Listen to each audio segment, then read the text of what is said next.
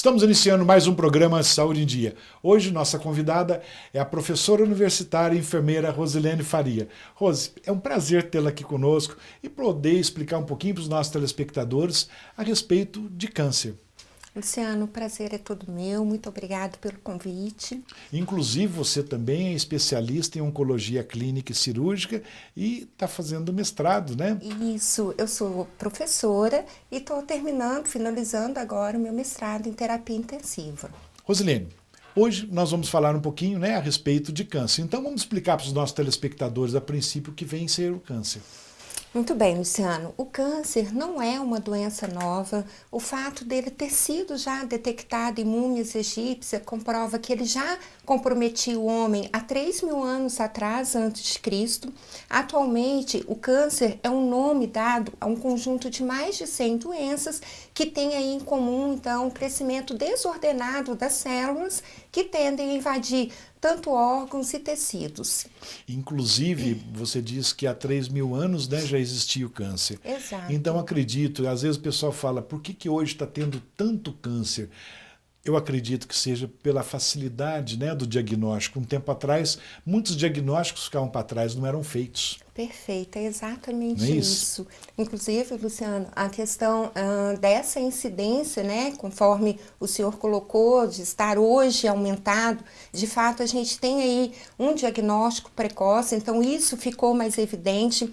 Então nós temos aí para 2030 torno de 24,1, 24,2 milhões de casos novos de câncer, seguidos de 13,1 óbitos por conta do câncer. Isso é devido mesmo em consequência do envelhecimento da população, da diminuição da mortalidade infantil e, consequentemente, também diminui aí, as causas de morte por doenças infecciosas em países desenvolvidos.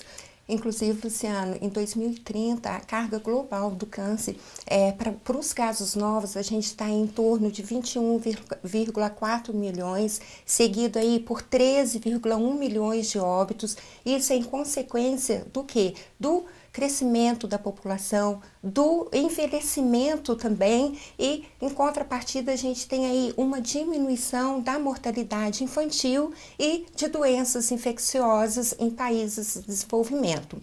De acordo com o INCA, agora para 2015, a gente tem aí uma estimativa de aproximadamente 576 mil casos novos de câncer, com uma tendência a crescer aí para os próximos anos, tornando então hoje o câncer a segunda causa de morte no país. Infelizmente, né, Rose? Exatamente, isso nos causa sim, um sério problema em relação à questão da saúde pública, porque gera um custo muito alto para as instituições hospitalares, até mesmo por conta do tratamento, e se nós observarmos, praticamente 1/3 dos novos casos de câncer pode ser evitado através da prevenção. A prevenção, o diagnóstico precoce ainda é a melhor forma. Com certeza, é o melhor caminho. Assim, pelo menos é passível de Exatamente. prevenção. Rosilene, inclusive, uma dúvida que a gente sempre ouve, inclusive nos dias atuais, muitas pessoas perguntando se o câncer é contagioso. O câncer não é contagioso, inclusive isso é um medo, um preconceito que as pessoas têm em relação a esse tipo de patologia, porém podem ficar tranquilo, ele não passa de pessoa para pessoa através do contato físico. Inclusive é um absurdo nos dias de hoje ainda se pensar assim que o câncer é uma doença contagiosa. Exatamente. Né? Mas infelizmente estamos aqui para explicar. Né? Com certeza. Rose, a maneira, o modo de vida da pessoa influencia, tem a ver com o câncer ou não? Doutor Luciano, a origem do câncer, ela se dá por condições multifatoriais e vai ser a sucessão desses fatores que pode estar levando o indivíduo a desenvolver o câncer ou não. Como, por exemplo, a questão do fator genético, né, o fator individual, a questão do meio ambiente. Então, a gente tem aí inúmeros itens que podem estar contribuindo para que o indivíduo desenvolva o câncer. A gente pode estar colocando a questão do tabagismo, a questão do etilismo, a má alimentação. Então, são fatores que associado a essa carga genética, se o indivíduo já tem, com certeza ele tem aí uma chance de estar desenvolvendo, mas isso não significa que é um fator definitivo, né? Até porque, digamos que se você fumou a vida toda, não significa que você vai ter um câncer de pulmão. Então, você precisa de todos os fatores associados. Eu sempre brinco muito, né? Até mesmo com meus alunos. Só tem câncer quem pode, não quem quer. Rose, é por aí, né? Inclusive, hoje você falou agora há pouco, né? Nós falamos até do diagnóstico precoce. Hoje parece que tem mais casos do que há 30 anos. Isso é verdade ou é só devido, como nós comentamos agora há pouco, à falta de diagnóstico? Na verdade, Luciano, a incidência é maior. Como nós temos mais pessoas doentes, nós teremos mais mortes em número absoluto. Mas se nós observarmos a porcentagem de pessoas com câncer e as pessoas que morrem, esse número é menor, exatamente por conta do diagnóstico precoce e o tratamento eficaz. Se nós olharmos aí há 30, 40 anos atrás, a gente vai ver que isso não acontecia. Por quê? Nós tivemos uma mudança em todo o perfil sociodemográfico. Exatamente. Em 1950, por exemplo, a população ela era mais rural do que urbana. E hoje acontece exatamente o contrário. Exatamente o contrário mesmo. Perfeito. As pessoas elas estão mais susceptíveis, né, à questão de substâncias ilícitas ou não ilícitas, a medicamentos. Nós tivemos aí também uma redução no número de filhos. Hoje, até questão mesmo da atividade sexual influencia muito, né, por conta do HPV. HPV, né? Exato. Então, assim, nós mudamos todo esse perfil. Mas, em contrapartida, se olharmos aí, no passado, muitas pessoas morriam e a família não sabia sobre o que era. Morreu, sem saber Exatamente, por quê. não sabia. Né? Hoje não, atualmente a gente aí com novas tecnologias, então é possível fazer sim a detecção precoce do câncer. A incidência ela pode ser até maior, porém a chance de cura também. Luciano. Graças a Deus, né? Graças Rosilene, a Deus. nós vamos fazer um breve intervalo e já voltamos com o programa Saúde em Dia. Voltamos com o programa Saúde em Dia e hoje conversando com a professora enfermeira Rosilene Faria. Rose, nós sabemos que as estimativas mostram um aumento da incidência do câncer, né, nos próximos anos. Isso não poderia ter uma redução? Teria alguma maneira de ser feito isso? Infelizmente não, Luciano. E a tendência é que esse número venha a aumentar, inclusive por conta desses fatores ambientais. Então, nós não esperamos que esses índices diminuam, até porque a expectativa de vida não vai diminuir. Então, assim, o foco hoje dos profissionais que atuam na área da oncologia é exatamente estar trabalhando para que tenha aí uma diminuição na questão da mortalidade, trabalhando aí hoje a gente já tem inúmeros exames, inúmeras ações terapêuticas para poder estar melhorando a sobrevida desse paciente. Rose, você como professora universitária, como que você vê a importância da enfermagem no paciente oncológico? Luciano, hoje a enfermagem cresceu muito. Então, assim, nós ganhamos um campo enorme para poder estar trabalhando. Inclusive, esse conteúdo ele é abordado, né, na universidade, na disciplina de saúde do adulto, onde nós focamos nas questões primordiais, falamos dos conceitos, dos principais tumores, né, a consequência de tudo isso, porque nós precisamos formar profissionais que atendam essa necessidade do mercado. E Lógico. Exatamente, e é importante salientar aqui que hoje nós, enfermeiros, ganhamos uma posição nesse mercado. Então, a sociedade valoriza mais os profissionais de enfermagem, tanto quanto os outros profissionais, e dentro da equipe multidisciplinar em oncologia, a enfermeira tem um papel extremamente fundamental, porque ele trabalha desde a promoção, da prevenção, do tratamento e da reabilitação. Ele acaba fazendo esse elo do paciente, família, a equipe mesmo dos profissionais de saúde, e isso traz um conforto muito grande para os nossos e vocês, pacientes. Né, têm muito contato com os pacientes. Exato, né? é aquela coisa do dia a dia, eu falo do ombro a ombro, então assim, é o cuidar mesmo, e isso é inerente à equipe de enfermagem. Rosilene, você acredita que hoje a gente né, ouve muitas pessoas perguntando, questionando se há alguma forma de não ter câncer? O que você diz como especialista em oncologia? Luciano, a prevenção é o melhor caminho.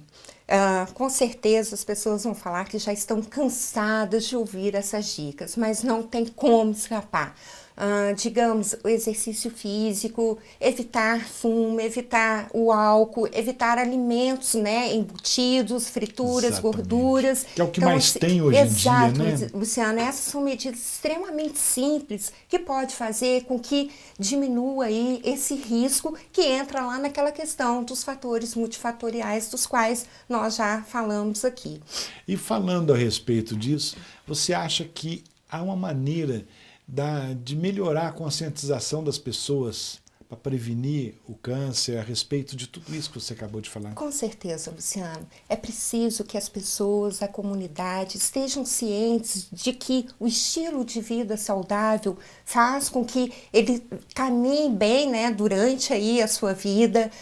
Lembrarmos que só o cigarro, né, só o tabaco, ele é responsável aí por 22% de todos os óbitos com câncer, e quando isso é associado ao álcool, aumenta essa incidência e com certeza teremos um maior número de câncer de boca, de laringe, de faringe e estômago. Então é necessário que tenha todos esses cuidados para que evite, né, ou então promova que a gente tenha aí um maior número de câncer.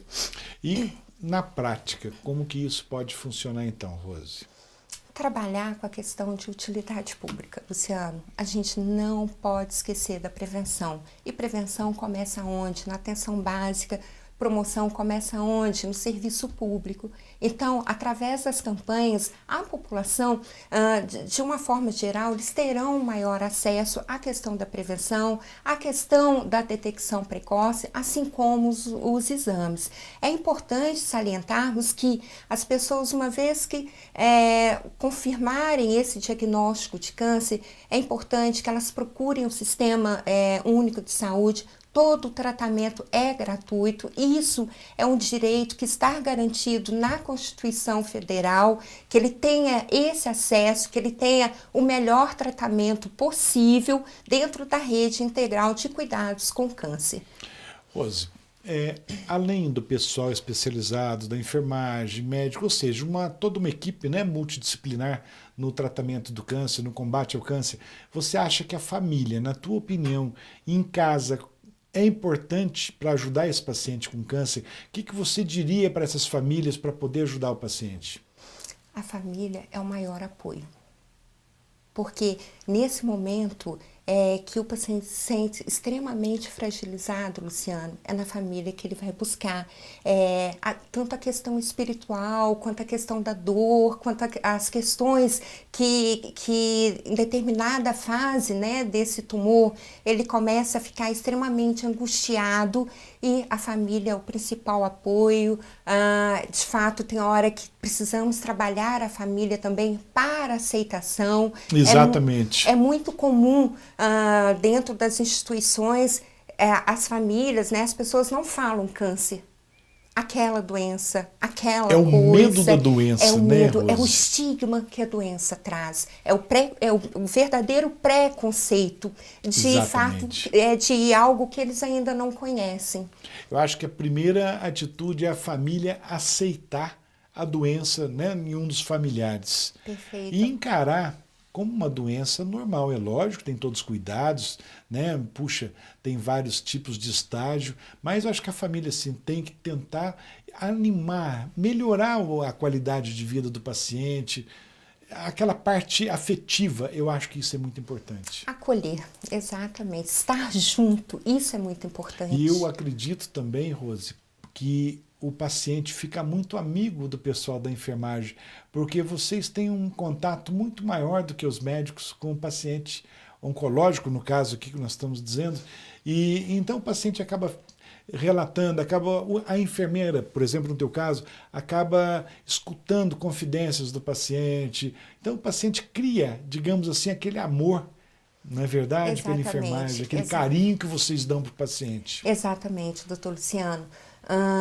Nós servimos assim como um apoio mesmo para esse paciente através do cuidado. Nem sempre há a possibilidade de fazermos tudo, às vezes o paciente chega em cuidados paliativos, então a função da enfermagem é melhorar essa qualidade de vida.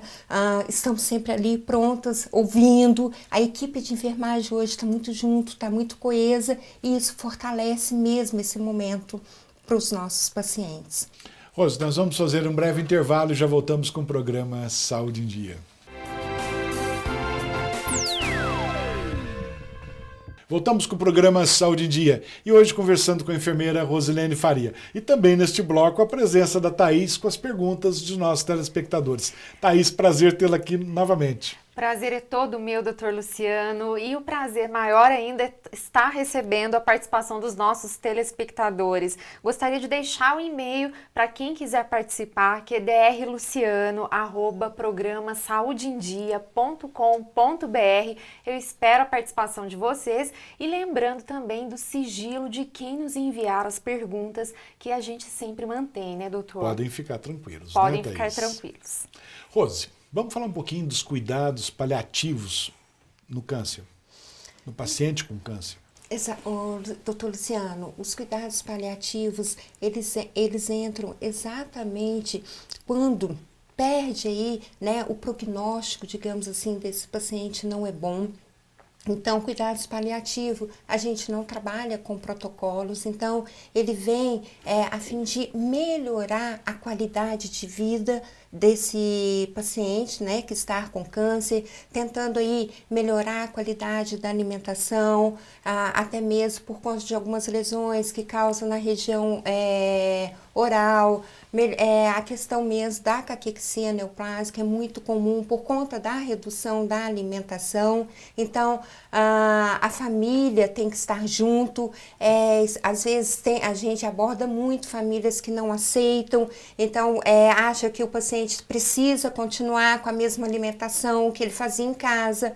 Então, os cuidados paliativos, eles entram exatamente isso, para poder estar fazendo essa integração mesmo. E o paciente está debilitado e a família às vezes não entende, a família quer continuar no mesmo ritmo, né, de antes. Porque se tem saúde, quando come, né, Luciano? É assim que as pessoas entendem. Exatamente. Se está comendo, está tudo bem. Mas às vezes não Vamos sempre comer é para dessa ficar forma. bem. Exato. Né? Ô, Rose, você falou da família aceitar. Você assim, já deparou com vários casos de família, com várias famílias que não aceitaram o diagnóstico de algum familiar? Sim, Luciano, isso acontece muito na nossa prática. Quem quer perder um ente querido? Porque o que nós percebemos, né, enquanto equipe de enfermagem, enquanto profissionais mesmo da saúde, que quando o indivíduo ele recebe o diagnóstico de câncer, é como se ele tivesse recebido o atestado de óbito. Exatamente, uma sentença mesmo. É uma né? sentença. Thaís, como estão nossas perguntas para hoje? Bom, já temos muita participação aqui dos nossos telespectadores e a primeira delas, Rose, é a seguinte: todo paciente com câncer, ele tem dor? Thaís, na verdade, câncer não dói. Então, esse paciente só vai começar a sentir dor na fase terminal. Então, onde a gente já entra, né, através da prescrição médica com os opioides, um deles é a morfina, para tentar minimizar a dor. Minimizar, né? Pelo menos para ter uma qualidade de vida, uma melhora, né, na qualidade. Luciano, porque, sem dor, assim, sem nada, né? Isso é importante. Exato. Se fizermos a análise, né, o quanto é a sua dor, não tem como. a gente estar fazendo essa Se tivesse mensuração. como medir a dor, Perfeito, seria não fácil, né, Thaís? existe. É. Não existe, Thaís. E normalmente eles sentem sim muita dor já em estágio avançado dessas neoplasias. Bom, e a segunda delas, por que os pacientes perdem o apetite? Os pacientes com diagnóstico de câncer, Thaís, eles precisam fazer quimioterapia, ou seja, a administração de drogas antineoplásicas.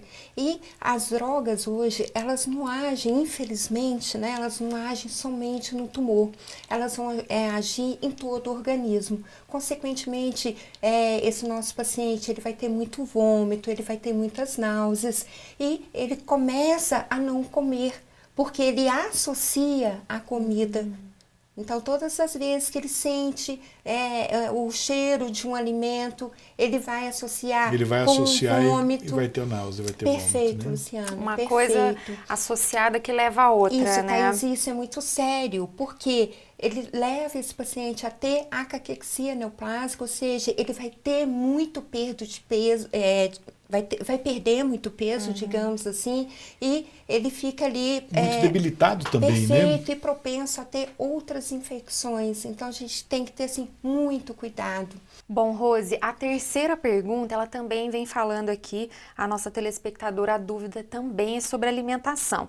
O que fazer pelo paciente que já não está mais querendo comer? Estimulá-lo o tempo inteiro, Thaís. O que ele mais gostava de comer? O que a gente pode inserir, né, junto com a equipe de nutrição, de acordo com a prescrição médica, porque às vezes, por mais que tenhamos ali alguns dispositivos, né, então olha, ele gosta muito de gelatina, então ele gostava das coisas que tinham cor azul, cor vermelha, o serviço de nutrição tenta adaptar isso, né, com alguns componentes, e quando não tem jeito mesmo, aí é necessário ter a prescrição, é passado uma sonda nasointeral para que ele possa receber essa dieta. O que ele não pode é ficar sem alimentação nenhuma. Sem nada, Sem né? nada. Informação importante, né? Bom, a quarta pergunta, Rose, o que fazer quando o paciente não consegue engolir? Como é feito o procedimento da enfermagem? É uma pergunta, uma dúvida também que muita gente tem, né? O paciente não consegue engolir. O que fazer? Muitas famílias ficam perdidas, né? Exato. Novamente, tem que ver a questão, o porquê que ele não está engolindo. Ele está com tumor, Local do câncer, boca, né? é língua, de repente ele não pode mesmo. Então, o que a gente faz? Molha um pouquinho a boca, porque tem toda a questão do ressecamento, mas o que tem que descobrir o porquê que ele não está engolindo. E a partir daí tentar minimizar essa causa. Muito legal essas informações. Acabaram, Thaís. Doutor, por hoje, né, pelo nosso tempo, foram estas as perguntas e informações importantes, né? Exatamente. A respeito da alimentação, para quem esteja nos assistindo e que tenham pacientes na família, né, até mesmo para ajudar, muito importante. São casos tristes, né? Uma patologia triste, mas eu acredito que a informação é muito importante, não só para o paciente, mas principalmente para os familiares que estão ali ajudando o paciente. Exatamente. E o apoio nessa hora é de extrema importância. Nossa, e como? Né? Vou deixar novamente, doutor, o endereço para o pessoal de casa, que é drluciano@programa Saúde em Dia. Espero aí a participação de vocês e convido também para visitarem a nossa página no Facebook e no Instagram, que está como Programa Saúde em Dia. É isso aí, né, Thaís? Rose, infelizmente chegamos ao finalzinho, conversaríamos o dia todo, né? Mas nosso tempo chegou ao final. E antes de encerrarmos, eu gostaria que você deixasse uma mensagem, se possível, para os nossos telespectadores. Primeiro, Luciano, muito obrigado, tá, pelo convite. Na verdade, antigamente não se morria mais de câncer do que hoje. O que diferencia é que hoje nós temos aí uma tecnologia, a possibilidade da detecção precoce desse tumor. Então, assim, façam a prevenção, procure a unidade próxima da sua casa, procure fazer a coleta de Papa Nicolau, as mulheres. Então, é um meio que a gente pode estar utilizando, que é fácil, que é é gratuito e que você pode estar Exatamente. evitando. E, mais uma vez, colocar aqui, né, a importância do profissional enfermeiro na oncologia, de fato, toda a equipe, mas esse espaço que nós, enfermeiros, ganhamos na área de oncologia, que hoje é uma área que está crescendo muito, infelizmente. Infelizmente, né, Rose? Infelizmente. Rose, muito obrigado pela presença. Thaís, muito obrigado pela presença. Obrigada. Chegamos então ao final de mais um programa Saúde em Dia. Fiquem com Deus e até a próxima semana.